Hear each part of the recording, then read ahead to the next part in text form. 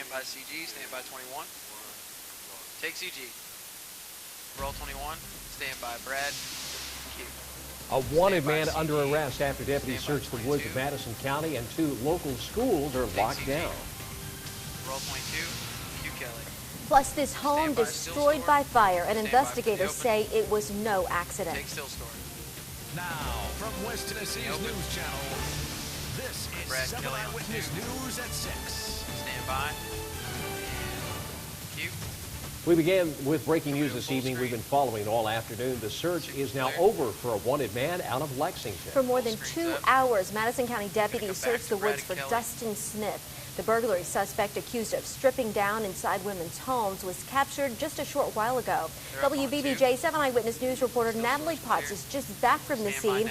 She joins us now live with the latest. Natalie? Q Natalie. Well, an alert shopper at the Dollar General tipped off officers when deputies arrived. Smith was spotted running into the woods along Paul Kaufman Drive, prompting a lockdown of Rose Hill Middle and Beach Bluff Elementary School. Madison County deputies, Jackson police officers, and canines combed through a field roughly 300 acres wide. After 2.5 hours of searching, Smith was found hiding off of Flex Drive. Parents of Rose Hill students say although the afternoon circumstances were scary, they didn't mind waiting. Roll 21. Because we're concerned about our children, so, you know, you do whatever you have to do to protect them, and that's a good thing. Super's clear. Q.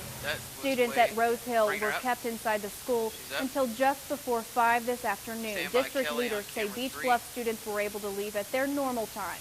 Natalie Potts, WBBJ 7 Eyewitness News. Thank you, Natalie. Of course, we'll have more on this story for you coming up tonight on WBBJ 7 Eyewitness News at 10. We have new details tonight in a double shooting in West Jackson. 2 men survived after being gunned down. Police are still searching for the person or people who pulled the trigger.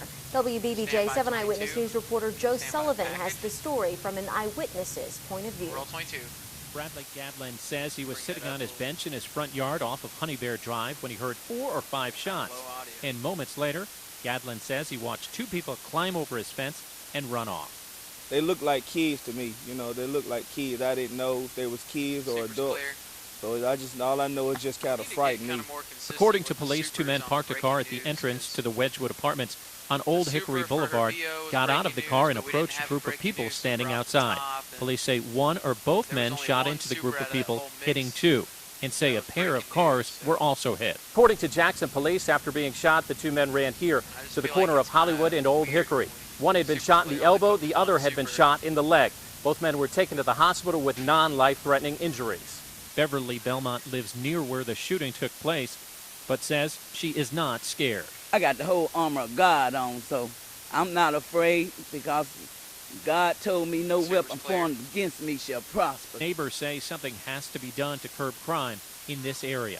I just want to say I just think all the violence just needs to stop here in Jackson, Tennessee, because we have kids and people out in this neighborhood, and what if a bullet hits the innocent kid? You know, bullets don't have no eyes. In West Jackson, Joe Sullivan, WBBJ 7 Eyewitness News. Police are also looking for a silver or gray Ford Taurus in connection with the shooting. If you have any information, call Jackson Police or Crime Stoppers.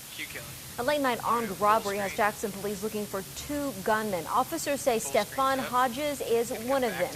He and another man are accused of robbing an 18-year-old of his money and cell phone last night after meeting him on Craig Street. Police say they have a person of interest as Hodges' accomplice, but have not released his name. If you have seen Stephon Hodges, call Jackson Police or Crime Stoppers.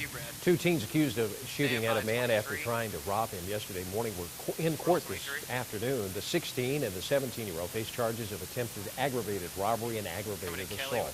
Today they were in court for a detention hearing. The judge determined they should stay in juvenile detention and were ordered to undergo a mental evaluation. Officers say the teens called a man over to a porch where they were standing, then shot at him when he turned away. Right now, their next hearing is set for September 11th. The New Bern Police Department still doesn't have a police chief. Last night, the Board of Aldermen were supposed to vote on 2 candidates, interim chief Jimmy Richards and a candidate recommended by the mayor. But neither were approved. Now the interim police chief will remain in office until a final decision is made. The city says it's now searching for more applicants. A West Tennessee home goes up in flames, and McNary County investigators say an arsonist is to blame. Investigators say around 1:30 this morning, They got a call about a house on fire in Finger, but when firefighters weren't able to save the home, investigators say it was an intentionally set fire because it ignited in 2 different places.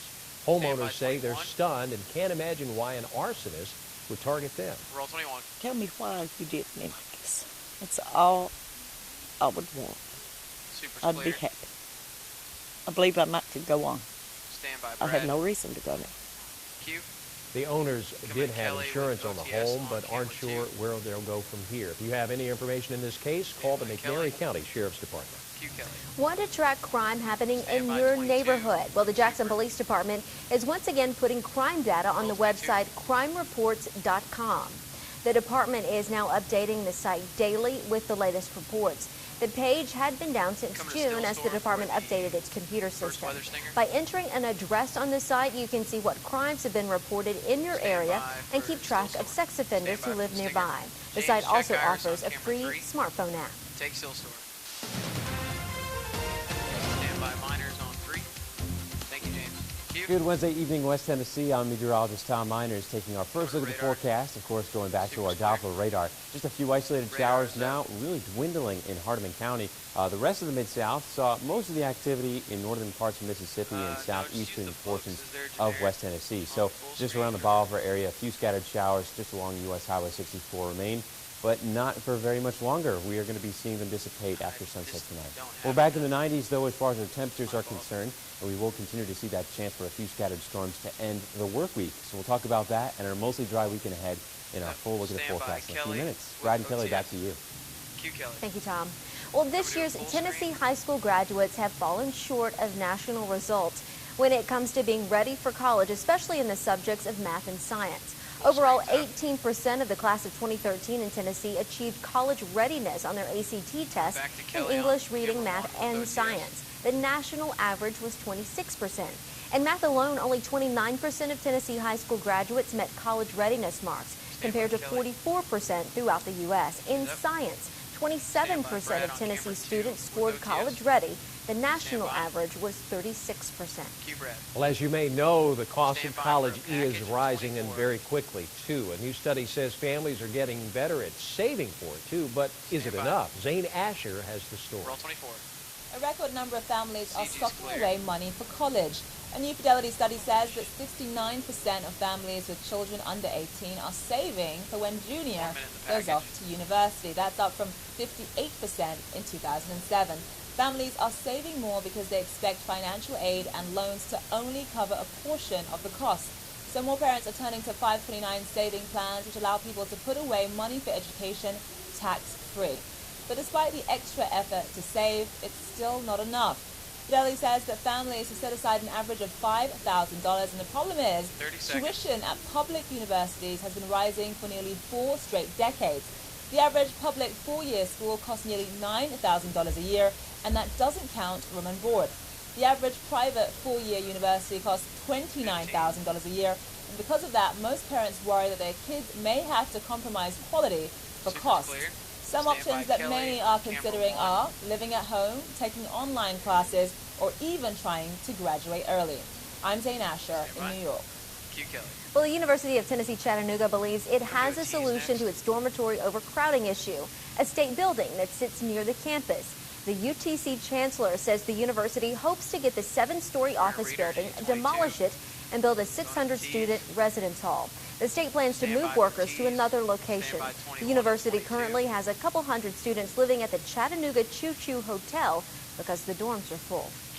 Well, coming up here on WBBJ 7 Eyewitness News at 6, the task of calculating a tip may be a thing of the past. We'll show you why some restaurants may be doing away with the add-on. Plus, researchers now say doing this too much could lead to another very dangerous disorder. Stay with us. Roll 23. Coming to Lotto next. Can you bring up the mini disc? Thank you.